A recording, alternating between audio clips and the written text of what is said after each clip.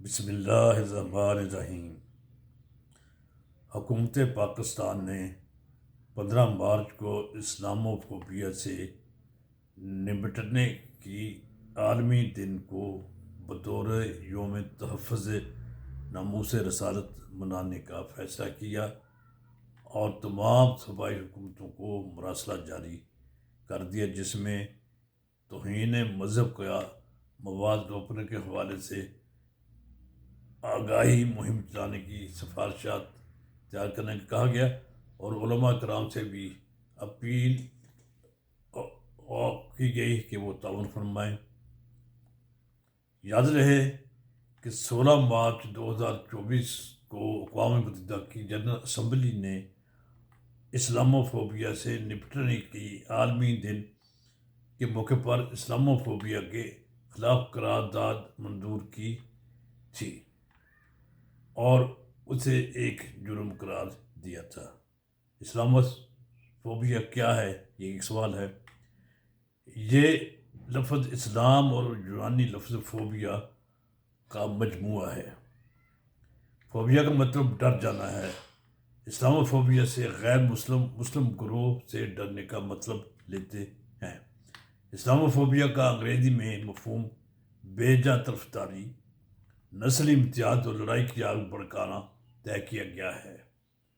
اکثر غیر مسلموں کو مسلمانوں کے خلاف بھڑکایا جاتا ہے اور اسلامی تعلیمات کے خلاف زہر افشانی کر کے ان کے دلوں میں اسلام اور مسلمانوں کے خلاف نفرتیں پیدا کی جاتی ہیں، جس کی وجہ سے ان کے دلوں میں اسلام کا خوف داخل ہوتا ہے۔ اس کو اسلامو فوبیا کہتے ہیں۔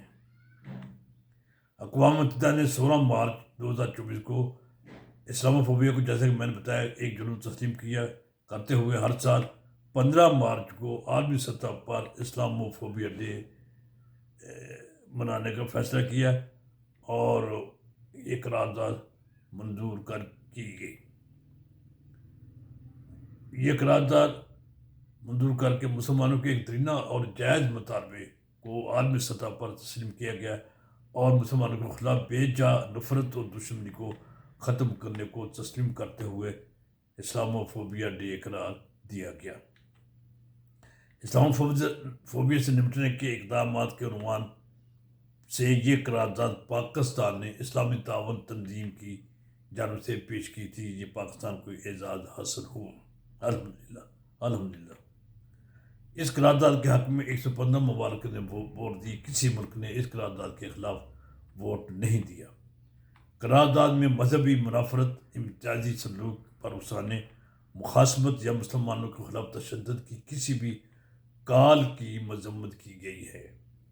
جنرل اسمبلی نے اپنی قرارداد میں رکن ممالک پر زور دیا کہ وہ مذہبی عدم برداشت، تقیہ تصورات، نفرت اور مسلمانوں کے خلاف تشدد پر اکسانے کے خلاف ضروری اقدامات کریں اور مذہبی عقیدے کی بنیاد پر تشدد یا تشدد پر اکسانے کی قانون کے ذریعے روک تھام کریں۔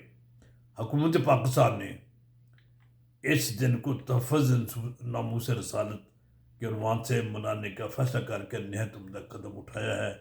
ہمیں اس سلسلے میں اس دن کو اس کے شایع نشان منانے کا اہتمام کرنا چاہیے اور اپنے صحیح مسلم ہونے کے تصور کو دنیا کے سامنے اجاگر کرتے رہنا چاہیے۔ السلام علیکم ورحمۃ اللہ وبرکاتہ۔